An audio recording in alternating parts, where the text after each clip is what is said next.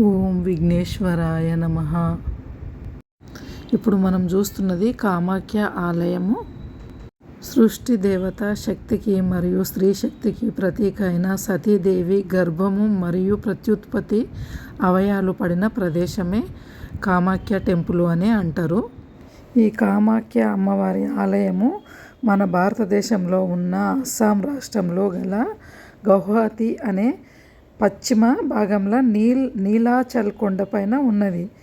ఇది 51 శక్తి పీఠాలలో ఇదే పురాతనమైన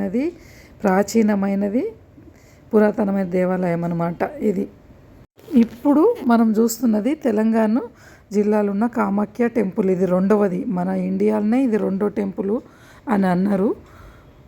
అది అస్సాంలో ఉన్నది ఒరిజినల్ సతీదేవి శరీర భాగాలు పడ్డది. ఇక్కడ మాత్రము కామాఖ్య దేవికి అంకితం చేయబడిన ఒక నూతన ఆలయం అన్నమాట.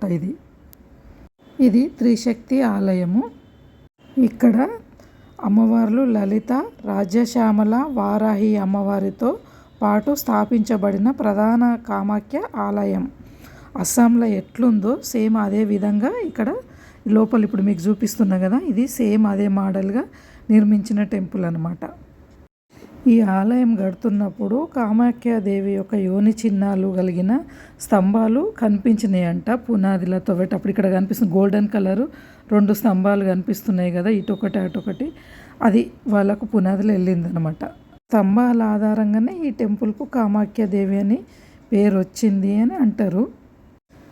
సేమ్ ఇప్పుడు ఈ కింద మీకు చూపిస్తున్నా కదా, అక్కడ యోనిపీఠం ఎలా ఉంటుందో సేమ్ అలాగే కింద కూడా ఇక్కడ అట్లనే భూగర్భంలో నిర్మించిండ్రు కిందికి. ఇదంతా అమ్మవార్ల శక్తి రూపాలు. మీరు చూస్తున్నది ప్రజెంటు అమ్మవారి శక్తి రూపాలు ఇవి. టెంపుల్ మంచిర్యాల జిల్లాలోని మందమర్రిలో ఉన్నది. ఉదయం 6 గంటల నుంచి మధ్యాహ్నం 1:30 వరకు ఓపెన్ ఉంటుంది. మళ్ళీ సాయంత్రం 4:30 నుంచి 9 గంటల వరకు ఉంటుంది. ఇక్కడ ఉన్న దేవతలు లలితాదేవి కరుణకు మారుపేరు, రాజ్యశ్యామలాదేవి జ్ఞానానికి మారుపేరు, వారాహిదేవి రక్షణ. ప్రక్కన కామాఖ్యాదేవిని ఉంచడం చాలా విశిష్టంగా అనిపిస్తుంది.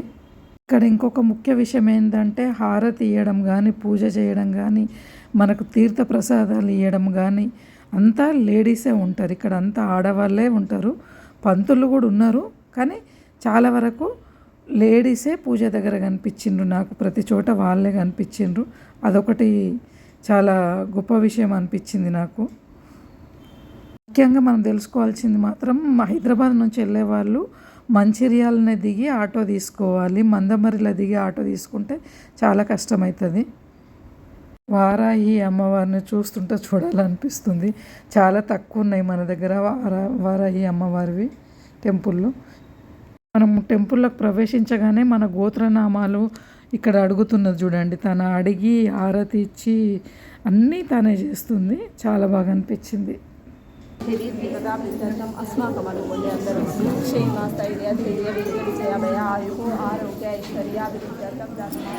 ఇప్పుడు మనం చూస్తున్నది అమ్మవారి యోని టెంపుల్ అన్నమాట.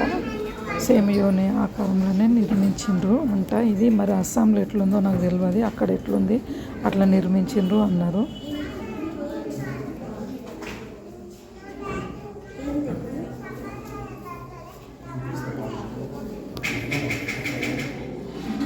ఇదంతా మనం చూస్తున్న టెంపుల్ బయట ఇట్లుంది, పొలాలు అంతా. మనము టెంపుల్ ఎంటర్ అయ్యే దగ్గర ఇట్లా హోమగుండం అంట. ఇది హోమం చేస్తారంట. ఇక్కడ మాత్రం మగవాళ్ళే హోమం చేస్తారంట ఈ ప్లేస్. ఇది దాటినాకనే మనం లోపలికి టెంపుల్ దగ్గరికి వెళ్తాము. ఈ చీరల కలర్ డెకరేషన్ బాగా అనిపించింది నాకు. హోమం జరిగే ప్లేస్ ఇది. డైలీ జరుగుతుందంట హోమము.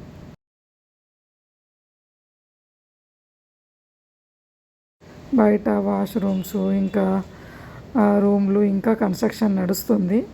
మెయిన్ టెంపుల్ మనం లోపల చూసినాక బయట నుంచి ఇట్లుంది. ఇంకా తయారు కావాలి, ఇంకా చాలా వర్క్ ఉంది.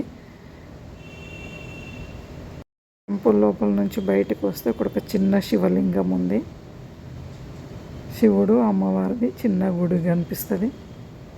అస్సాం వెళ్ళి కామాఖ్య టెంపుల్ చూడలేని వాళ్ళకు ఇది మనకు దగ్గరనే ఉంటుంది కాబట్టి తెలంగాణలో వెళ్ళి చూడాలనుకున్న వాళ్ళు చూడవచ్చు అమ్మవారిని. మొత్తము అగ్రికల్చర్ ల్యాండ్లనే ప్రశాంతమైన వాతావరణంలోనే ఉంది.